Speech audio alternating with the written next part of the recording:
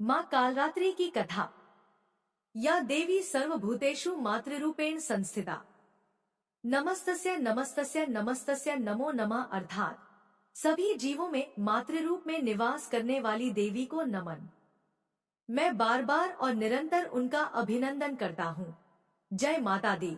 आप सभी को नवरात्रि के 7वें दिन की ढेरों शुभकामनाएं। आप सभी का दिन शुभ और मंगलमय हो। आप सभी पर माता रानी की कृपा सदा सर्वदा बनी रहे। इसी मंगल के साथ आज की वीडियो का शुभारंभ करती हूँ। आज अश्विन माह शुक्ल पक्ष की सप्तमी तिथि है और आज का दिन भूमंडल की अधिष्ठात्री माता महाकाली को समर्पित है। आज अति विशेष आनंदपूर्ण तिथि में माता कालरात्रि की कथा का श्रवण करने से व्यक्ति तंत्र मंत्र के दुष्प्रभाव से छूटकर खुशहाल कांति युक्त हो जाता है। शत्रु भय और अकाल मृत्यु के घेरे से दूर होता है। दानव, दैत्य, राक्षस, भूत, प्रेत आदि के स्मरण मात्र से भयभीत होकर भाग जाते हैं। साथ ही ग्रह बाधाओं से भी मुक्ति मिलती है। जल जंतु, रात्रि, शत्रु आदि का भय समाप्त होता है और माता की कृपा प्राप्त होती है। तो आज मैं सुना रही हूँ शारदीय नवरात्रि के 7वें दिन सुनी जाने वाली माता कालरात्रि की बड़ी ही दुर्लभ तथा पौराणिक कथा। आप सभी भक्तगण इस कथा को बड़ी श्रद्धा तथा प्रसन्न चित्त मन से सुनिए। पौराणिक कथा के अनुसार आज से लगभग लाखों वर्ष पहले सतयुग में जब रंभ नाम के असुर की जलती हुई चिता में उसकी पत्नी महिषी कूद पड़ी और खुद की आहुति दे दी, तब उस जलती हुई चिता में से महिषासुर के अलावा रक्त बीज भी बाहर निकला जो कि स्वयं रंभ था और पिछले जन्म में अग्निदेव के घोर तप के कारण ही वह इस बार पूर्ण जन्म लेकर रक्त बीज के रूप में वापस लौटा था। रक्त बीज बेहद चतुर होने के साथ साथ अत्यंत बलशाली भी था। फिर भी वह अपने बल से संतुष्ट ना था और इसीलिए वह अमर होने की कामना लिए जंगल की ओर चल पड़ा और फिर ब्रह्मदेव की तपस्या में लीन हो गया। तपस्या करते करते सैकड़ों वर्ष बीत गए पर ब्रह्मदेव अब तक प्रकट ना हुए, लेकिन रक्त बीज अपनी तपस्या से टस से मस ना हुआ। वह निरंतर ब्रह्मदेव को प्रसन्न करने के लिए अपनी तपस्या में डूबा रहा और आखिर में ब्रह्मदेव को रक्त बीज के सम्मुख प्रकट होना ही पड़ा। जिसके बाद ब्रह्मदेव ने रक्त बीज को उसके गहरे तप से जगाकर अपना वरदान मांगने को कहा। फिर रक्तबीज ने ब्रह्मदेव को अपना अभिवादन देते हुए उनसे सीधा अमर होने का वरदान मांग लिया। जिसके बाद ब्रह्मदेव भी सोच में पड़ गए। बहुत सोच विचार करने के बाद ब्रह्मदेव ने रक्तबीज को अमरता का वरदान देने से मना कर दिया, परंतु उन्होंने रक्तबीज को एक ऐसा वरदान दे दिया जो कि अमरता के वरदान से बिल्कुल भी कम नहीं था। दरअसल इस वरदान के दौरान रक्त बीज के शरीर से निकले रक्त के हर बूंद के धरती के स्पर्श मात्र से ही और रक्त बीज पैदा होंगे और उनके भी रक्त के धरती के स्पर्श मात्र से और नए रक्त बीज पैदा होते ही रहेंगे। यानी कि रक्त बीज के रक्त की एक बूंद धरती पर गिरते ही नया रक्त बीज उत्पन्न हो जाने का वरदान देने के बाद ब्रह्मदेव अंतर्ध्यान हो गए। जिसके बाद रक्त बीज ठहाके लगाते हुए सीधा पाताल लोक के महिषी शासित क्षेत्र पहुंच गया। दरअसल पिछले जन्म में जब वह रंभ था तो उसे महिषी असुरों ने मिलकर समाप्त कर दिया था और अपना बदला वह महिषी वंश से लेने के लिए वापस आकर उनके समक्ष खड़ा हो चुका था और फिर रक्त बीज ने महिषी राज्य के अंदर मार काट मचाकर रख दी। उसने अकेले ही महिषियों के राजा समेत समस्त प्रमुख महिषी योद्धाओं को समाप्त कर दिया। फिर बाकी बचे और डरे हुए महिषी असुरों का स्वयं राजा बन बैठा और यह बात पूरे पाताल लोक में फैल गई, जिससे कि पाताल लोक के समस्त बड़े से बड़े असुर भी रक्त बीज के नाम मात्र से ही घबराने लगे। रक्त बीज पूरे पाताल लोक का शासक बन बैठा था। दिन यूं ही बीतते गए और एक दिन रक्तबीज को महिषासुर की याद आई और वह महिषासुर को ढूंढने पाताल लोक के अन्य राज्य की ओर निकल पड़ा, जहां उसे पता चला कि कई वर्ष पहले तो महिषासुर किसी 10 भुजाओं वाली विशालकाय देवी के हाथों वीर गति को प्राप्त हो चुका है, जिसके बाद यह सुनते ही रक्तबीज आग बबूला हो उठा और फिर वह देवी दुर्गा को पागलों की तरह जमीन से लेकर आसमान तक हर जगह ढूंढने निकल पड़ा, पर उसे देवी दुर्गा कहीं भी ना मिली। फिर रक्तबीज के बहुत बार पूछने पर कोई भी असुर यह नहीं बता पाया कि वह 10 भुजाओं वाली विशालकाय देवी अचानक कहां से आई थी। जिसके बाद रक्तबीज एक गहरे चिंतन में पड़ गया। फिर उसने सोचा कि हो ना हो उस 10 भुजाओं वाली विशाल देवी के बारे में इन देवताओं की पूजा पाठ करने वाले साधु संतों को अवश्य ही कुछ ना कुछ पता होगा। फिर उसने अपने तमाम असुर सैनिकों को देवी दुर्गा का पता लगाने के लिए साधुओं के पास भेज दिया।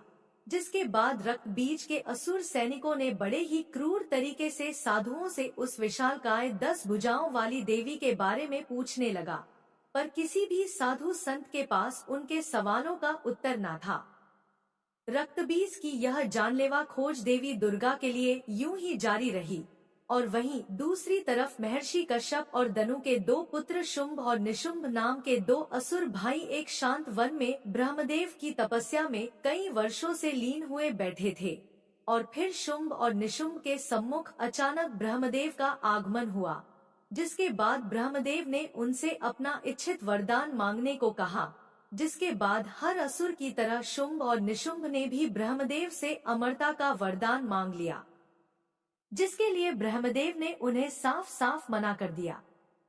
दरअसल शुंभ और निशुंभ दोनों भाई स्त्रियों के प्रति काफी आकर्षित थे, और वे स्त्रियों को सिर्फ और सिर्फ संभोग की वस्तु मात्र ही मानते थे, और इसीलिए ब्रह्मदेव ने इन 2 असुर भाइयों को लगभग महिषासुर जैसा ही वरदान दे दिया। अर्थात शुंभ और निशुंभ का वध सिर्फ एक महाशक्तिशाली स्त्री के हाथों ही संभव था।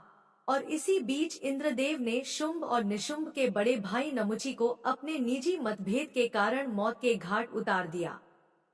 जिसके कुछ वर्षों के बाद जब शुंभ और निशुंभ पाताल लोक अपने राज्य में वापस लौटे और अपने बड़े भाई के मौत की खबर सुनी तो उनके क्रोध का ठिकाना न रहा। जिसके बाद उन्होंने स्वर्ग लोक पर आक्रमण करने की ठान ली। फिर शुंभ और निशुंभ अपनी असुर सेना लिए स्वर्ग लोक की ओर निकल पड़े, जहां इंद्रदेव समेत समस्त देवता नृत्य का आनंद उठा रहे थे। फिर अचानक स्वर्ग पर शुंभ और निशुंभ समेत तमाम असुरों का आगमन शुरू हो गया। जिसके बाद देवता असुरों की इतनी बड़ी सेना को देख अचंभे में पड़ गए और देवता भी युद्ध के लिए असुरों के समक्ष डटकर खड़े हो गए। पर इससे पहले कि युद्ध का बिगुल बजता निशुंभ ने अपना नियंत्रण खो दिया और अकेले ही इंद्रदेव के ऊपर टूट पड़ा। जिसके बाद इंद्रदेव और निशुंभ के बीच एक घमासान युद्ध प्रारंभ हो गया। दोनों एक दूसरे को बराबरी का टक्कर दे रहे थे। साथ ही देवताओं और शुंभ समेत असुरों की सेना अपने प्रतिद्वंदी के जीतने का इंतजार कर रहे थे। काफी समय तक शक्ति युद्ध और मल युद्ध चलते रहने के बाद इंद्रदेव ने आखिरकार निशुंभ को वहीं धूल चटा दी।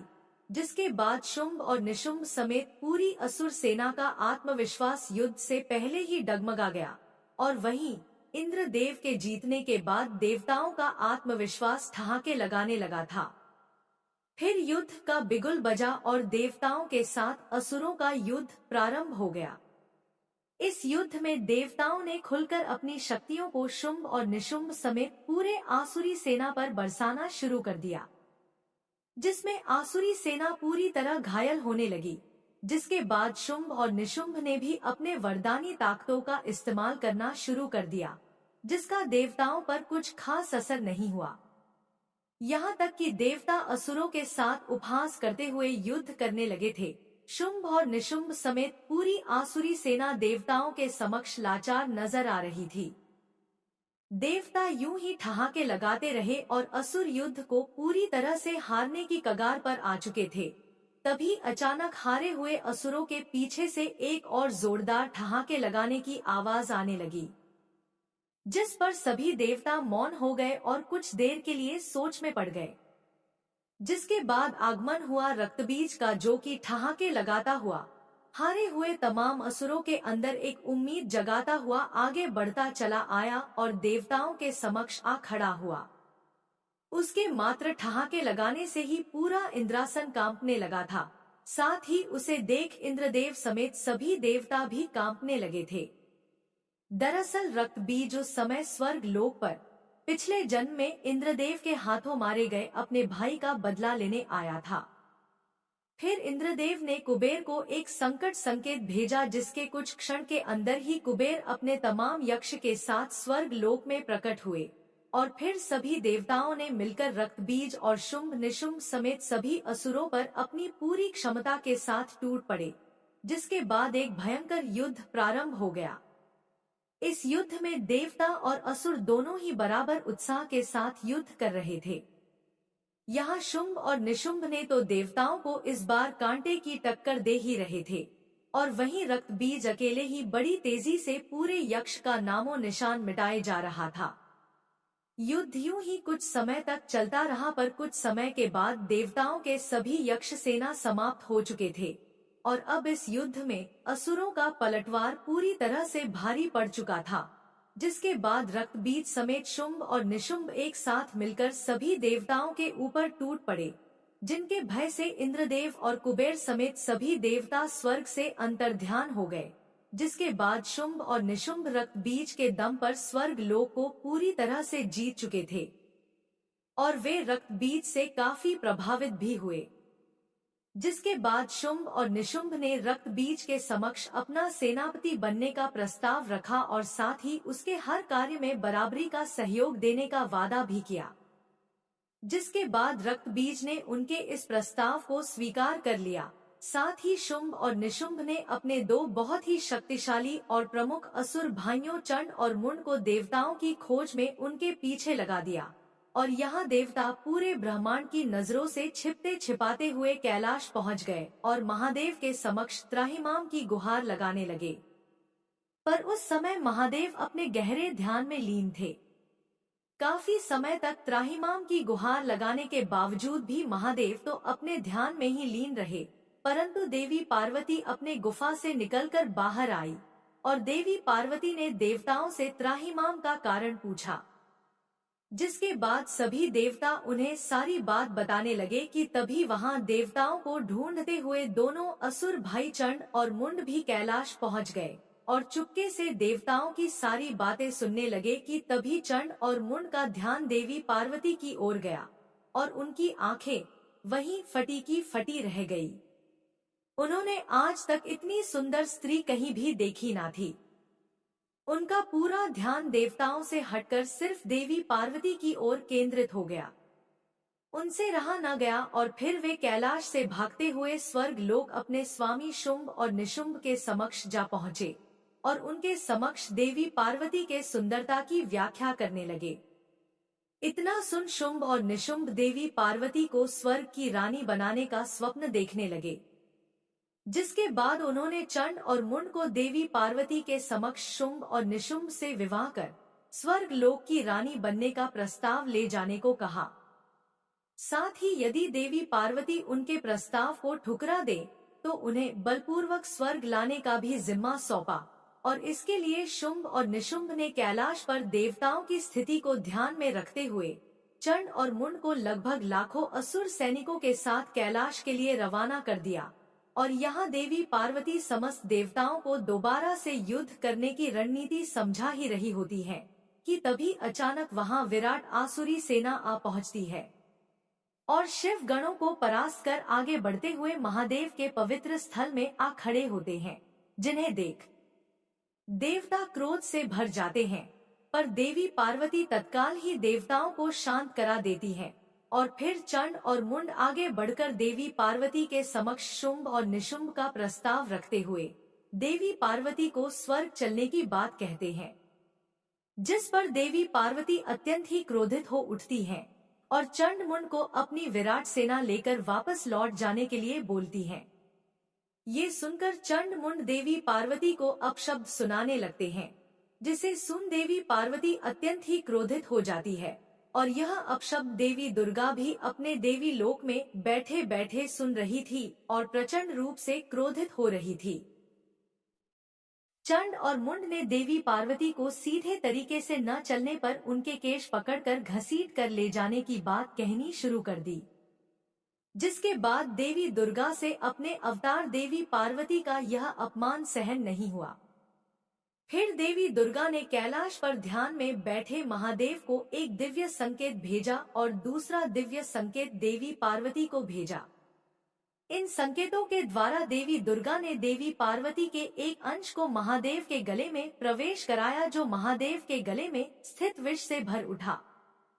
फिर वही विष से भरा हुआ अंश वापस देवी पार्वती के अंदर आकर समाहित हो गया। यह सब होता हुआ सिर्फ देवी दुर्गा, देवी पार्वती और महादेव के अलावा और कोई भी न देख पाया, न जान पाया। इसके बाद पहले से ही अत्यंत क्रोधित देवी पार्वती के शरीर का रंग अचानक नीला होने लगा, जिसके बाद देवी पार्वती के शरीर का आकार भी बदलना शुरू हो गया। फिर देवी पार्वती का कद पर्वतों के समान विशालकाय बन गया। देवी पार्वती के इस काली रूप को देखकर चंड मुंड समेत पूरी आसुरी सेना डरकर कांपने लगी और देवता अचंभित मगर प्रसन्न हो उठे। इसके बाद देवी काली ने एक जोरदार गर्जना की और उनकी गर्जना मात्र से ही चंड समेत समस्त असुर सेना बहरे होने के साथ साथ हवा में झटके खाकर दूर जा गिरी। फिर देवी काली ने अपने दोनों हाथों में दिव्य तलवारें प्रकट कर लाखों असुरों के ऊपर हमला कर दिया। देवी काली अपनी दोनों तलवारों से तमाम असुरों का विनाश करने लगी। उस समय पूरे कैलाश समेत आसपास के तमाम पहाड़ी क्षेत्र देवी काली की गर्जना और पैरों के जमीन में रखने मात्र से ही थर्रा उठे थे। इसके बाद आखिर में चंड और मुंड दोनों ही देवी काली के आगे गिड़गिड़ाने लगे, पर प्रचंड क्रोधित देवी काली ने अपनी तलवार के एक ही वार से चंड और मुंड का सिर धड़ से अलग कर दिया। इसी बीच कुछ बचे कुचे असुर बेहद भयभीत अवस्था में कैलाश से अपनी जान बचाकर भागते हुए असुर शुंभ और निशुंभ के पास चले आए और उन्हें सारी बात बताने लगे। इसके बाद शुंभ और निशुंभ आश्चर्य में पड़ गए।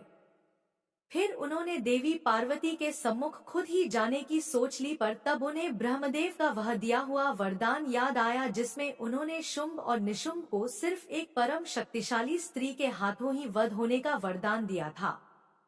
देवी पार्वती के इस भयंकर और विकराल रूप की व्याख्या सुनकर उन्होंने खुद को वहीं रोक लिया। फिर शुंभ और निशुंभ को अपने मित्र और सेनापति महाप्रलयकारी रक्तबीज की याद आई। फिर उन्होंने सोचा कि देवी पार्वती के इस विकराल काली रूप को रक्तबीज ही काबू में ला सकता है और देवी पार्वती को बलपूर्वक स्वर्ग तक ला सकता है। इसके बाद उन्होंने रक्तबीज को याद किया। कुछ क्षण के बाद रक्तबीज शुंभ और निशुंभ के सम्मुख प्रकट हुआ और बुलाने का कारण पूछा।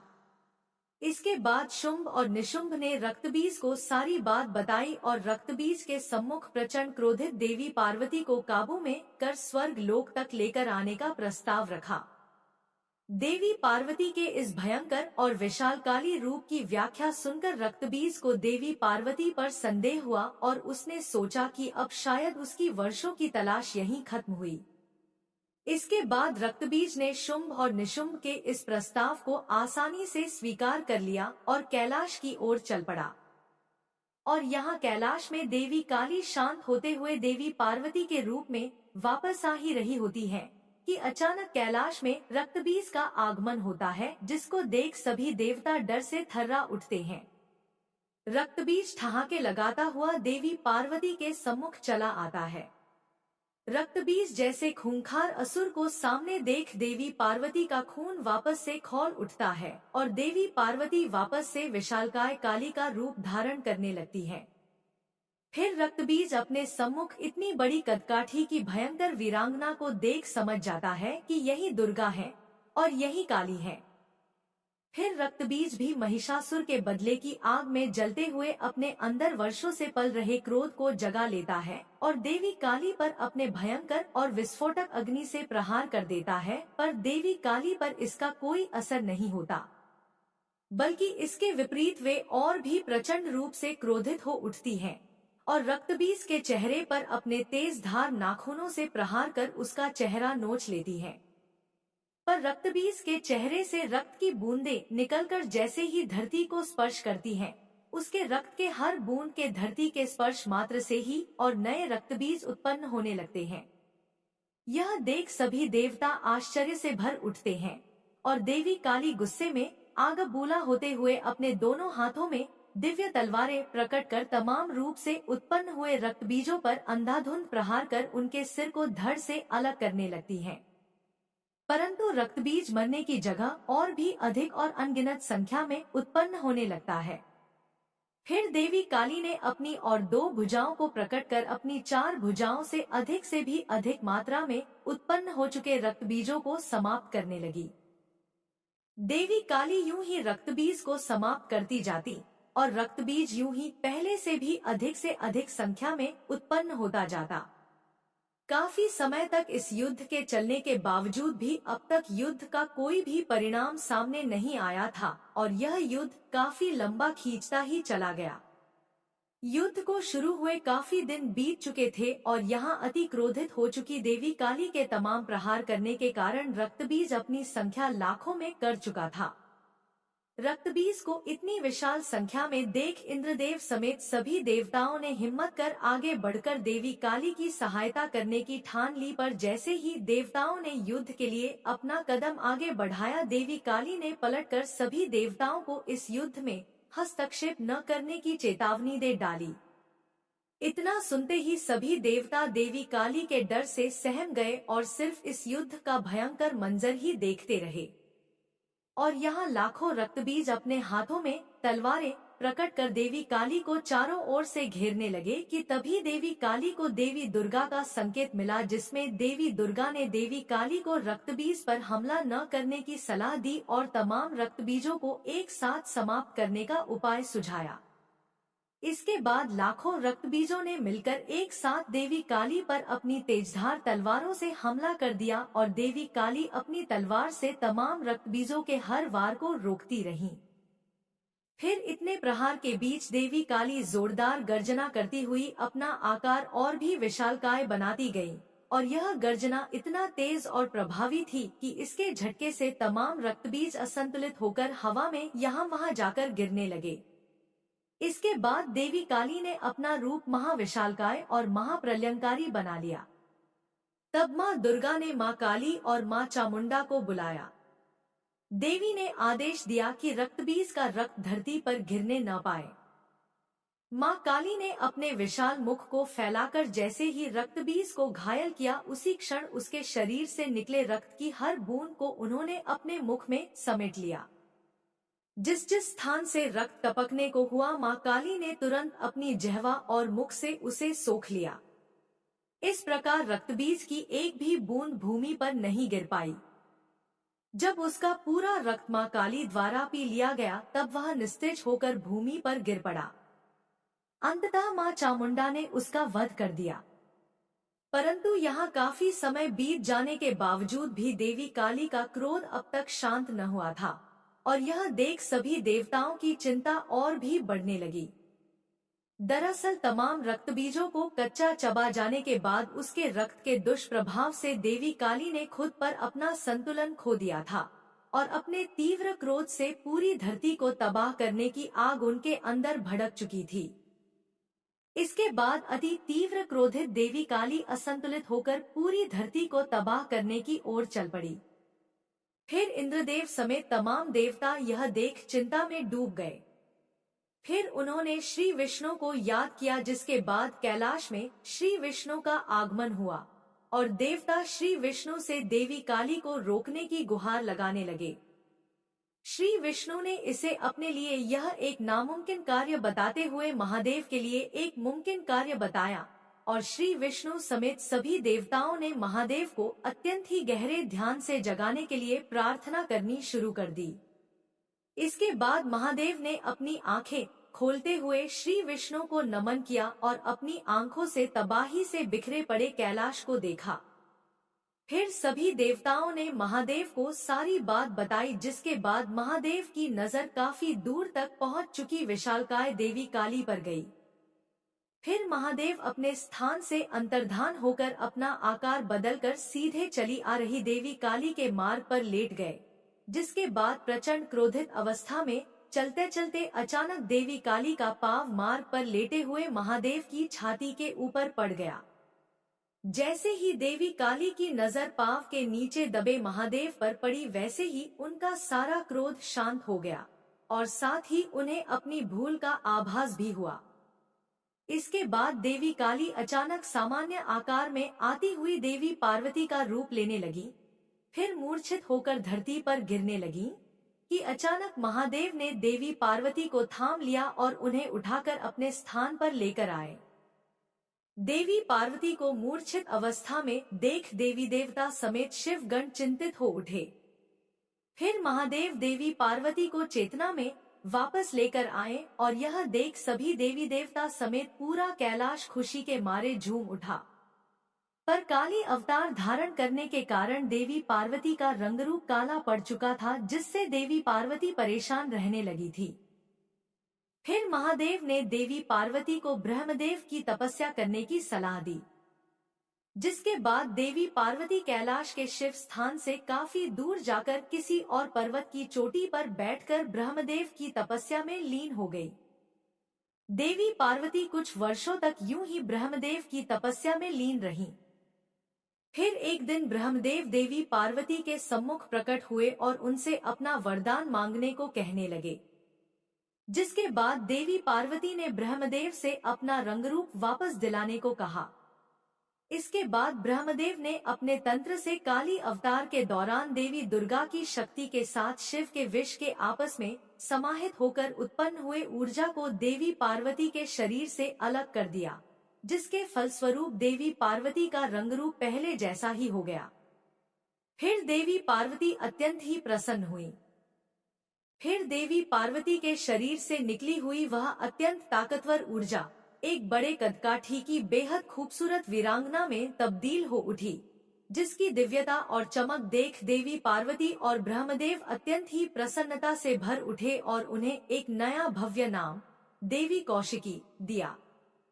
साथ ही ब्रह्मदेव ने देवी कौशिकी को इसी चोटी में शुंभ और निशुंभ नामक दो असुर भाइयों के आने तक ध्यान मग्न रहने की आज्ञा दी, क्योंकि ब्रह्मदेव ने आने वाला कल देख लिया था। जय माता काली। अगर वीडियो पसंद आई तो हमारे चैनल को सब्सक्राइब करें। धन्यवाद।